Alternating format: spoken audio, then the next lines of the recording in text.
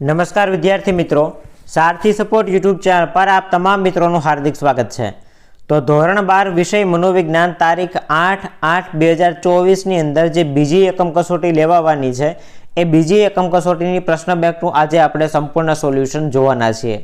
જો તમારે PDF download કરવી હોય તો સારથી સપોર્ટ ટેલિગ્રામ ચેનલ ઉપરથી મેળવી શકશો અને અહીંયા આપણે સંપૂર્ણ વિભાગ એ અને વિભાગ બી નું સોલ્યુશન મેળવવાના છીએ અને બાકીના પ્રશ્નો તમને જે અગત્યના છે એ અગત્યના પ્રશ્નો પીડીએફ ઉપરથી મેળવી શકશો।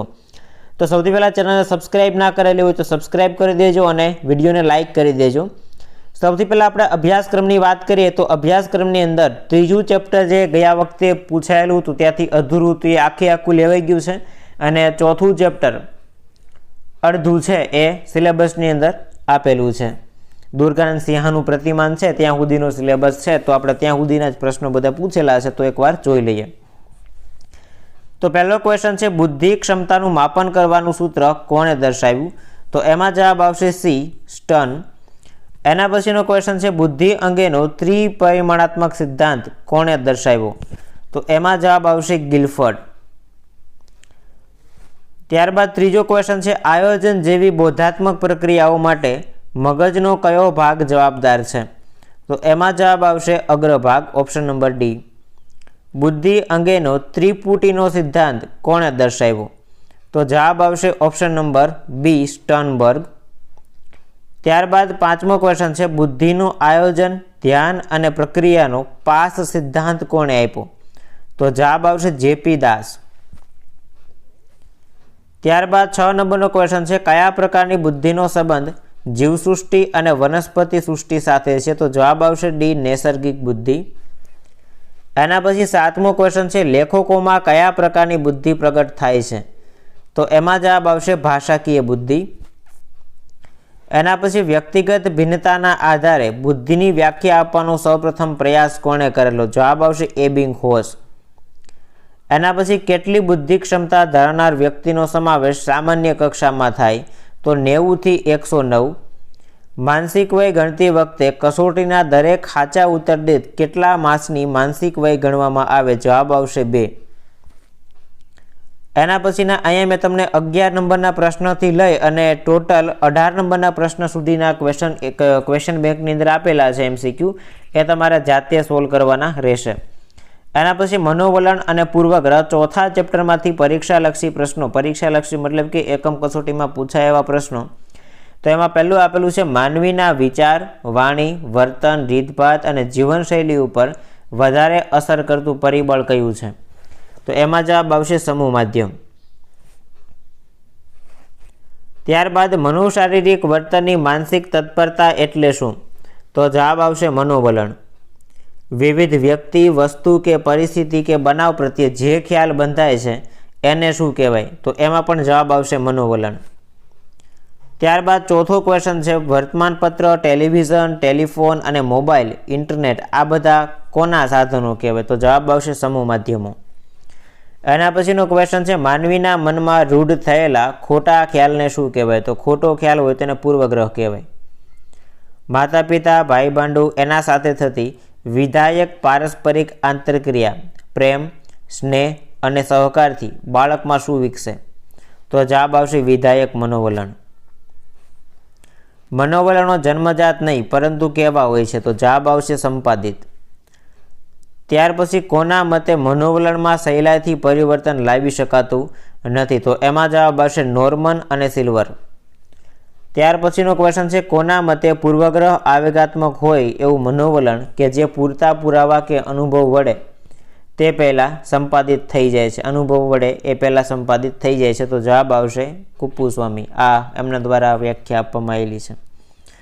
પૂર્વગ્રહોમાં પરિવર્તન લાવવા શિક્ષણ સાથે સંદેશ આપનાર વ્યક્તિ અને જૂથની વિશ્વાસપાત્રતા અસરકારક નીવડે છે। આવું સંશોધન કરનાર મનોવૈજ્ઞાનિકનું નામ જણાવો? તો જવાબ આવશે હાર્ડિંગ। તો આમાં પણ 11 નંબરના પ્રશ્નથી લઈ અને 15 નંબરના 5 ક્વેશ્ચન છે એના જવાબ તમારે જાતે ગોતવાના છે। હવે આપણે વિભાગ બી ની અંદર વાત કરીએ તો એક વાક્યના ક્વેશ્ચન છે અને દરેકનો 1 માર્ક રહેશે। પહેલો ક્વેશ્ચન છે જનસમુદાયમાં બુદ્ધિલબ્ધિના વર્ગીકરણના આલેખને અન્ય કયા નામથી ઓળખવામાં આવે છે? તો જવાબ આવશે સામાન્ય સંભવિતતા આલેખ। ત્યાર પછીનો ક્વેશ્ચન છે બુદ્ધિ અંગેનો દ્વિઘટક સિદ્ધાંત કોણે રજૂ કર્યો? તો જવાબ આવશે સ્પીયરમેન. ત્યાર પછીનો ત્રીજો ક્વેશ્ચન છે 80 થી 89 બુદ્ધિઆંક ધરાવનાર વ્યક્તિ કઈ કક્ષામાં આવે?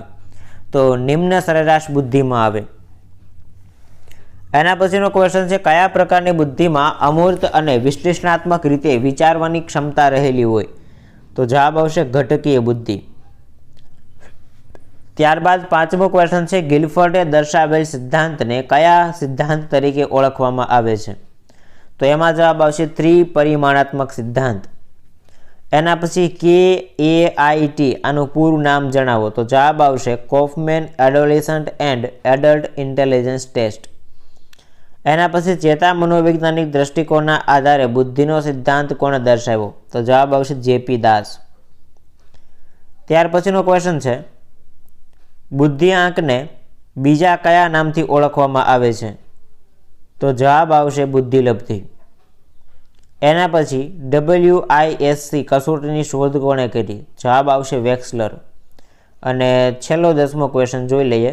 વ્યક્તિગત બુદ્ધિ કસોટી કોને કહેવાય? તો કે ભાઈ એક સમયે એક જ વ્યક્તિને આપી શકાય આવી બુદ્ધિ કસોટીને વ્યક્તિગત બુદ્ધિ કસોટી કહેવાય. એના પછીના ક્વેશ્ચન છે કે ભાઈ શાબ્દિક બુદ્ધિ કસોટી કોને કહેવાય? તો કે ભાઈ જેના જવાબો છે મૌખિક આપવાના હોય એને શાબ્દિક બુદ્ધિ કસોટી કહેવાય. ગિલફર્ડ વસ્તુના પરિમાણમાં કઈ 5 બાબતોનો સમાવેશ કરે છે? તો આ બધા જે ક્વેશ્ચન છે આ બધા ક્વેશ્ચન એક માર્કની અંદર પૂછાણેલા છે. એના પછી મનોવલણ અને પૂર્વગ્રહ આ જે ચેપ્ટર છે એમાંથી અહીંયા હું તમને ફટાફટ ક્વેશ્ચન ખાલી શો કરી દઉં છું. આપણે જવાબ નથી જોતા. તો આ જે ક્વેશ્ચન છે આ ક્વેશ્ચનના જવાબ તમારે ગોતવાના છે જાતે. એના પછી વિભાગ C ની અંદર સંક્ષિપ્તમાં જવાબ લખવાના હોય છે કોઈ પણ 2 પ્રશ્નો. તો અગત્યના ક્વેશ્ચન છે એ અગત્યના ક્વેશ્ચન આપણે ખાલી જોઈ લઈએ અત્યારે. ગિલફર્ડના ત્રિપરિમાણાત્મક સિદ્ધાંતમાં રહેલ ઘટકો અને માનસિક ક્ષમતા જણાવો. બુદ્ધિનો શાબ્દિક અર્થ જણાવો. આંતરવૈયક્તિક બુદ્ધિની સમજૂતી આપો. મનોદુર્બળતાની કક્ષાઓ વિશે માહિતી આપો. એના પછીનો ક્વેશ્ચન બુદ્ધિ અંગેના આધુનિક સિદ્ધાંતો કયા કયા છે? અનુભવજન્ય બુદ્ધિ વિશે સમજૂતી આપો. તો આ બધા ક્વેશ્ચન છે એ તમે એકવાર એકમ કસોટી ડાઉનલોડ કરશો તો એમાંથી પણ મળી રહેશે. અને અહીંયા તમને ચોથા ચેપ્ટરના પ્રશ્નો આપેલા છે. હું ફટાફટ એકવાર સ્ક્રોલ કરી નાખું કેમ કે વધારે ટાઈમ નથી લેવો. એના પછી વિભાગ D ની અંદર કોઈ પણ એક પ્રશ્ન તમારે એકમ કસોટીમાં લખવાનો હોય છે કે ભાઈ સ્ટર્નબર્ગના ત્રિપુટીના સિદ્ધાંતમાં 3 પાસા દર્શાવી કોઈ એકની સમજૂતી. રાઈટ, આ બધા પ્રશ્નો છે. હું એકવાર ફટાફટ સ્ક્રોલ કરી દઉં. એના પછી વિભાગ એમાં તો કે ભાઈ પ્રતિભા સંપન્નતાના લક્ષણો વર્ણવો. ગાર્ડનરનો બહુવિધ બુદ્ધિનો સિદ્ધાંત સમજાવો. રાઈટ, આ બધા ક્વેશ્ચન છે એ 3જા ચેપ્ટરમાંથી છે અને આ પ્રશ્ન 4થા ચેપ્ટરમાંથી. તો આટલા પ્રશ્નો છે તમારે ધોરણ 12 મનોવિજ્ઞાનની અંદર તારીખ 8/8/2024ના દિવસે જે દ્વિતીય એકમ કસોટી લેવાની છે એની પ્રશ્ન બેંક છે. રાઈટ, વિડીયો પસંદ આવ્યો હોય તો લાઇક કરી દેજો. ચેનલને સબસ્ક્રાઇબ કરવાની બાકી હોય તો સબસ્ક્રાઇબ કરી દેજો. મળીએ છીએ નવા વિડીયો સાથે. જય હિન્દ, જય ભારત.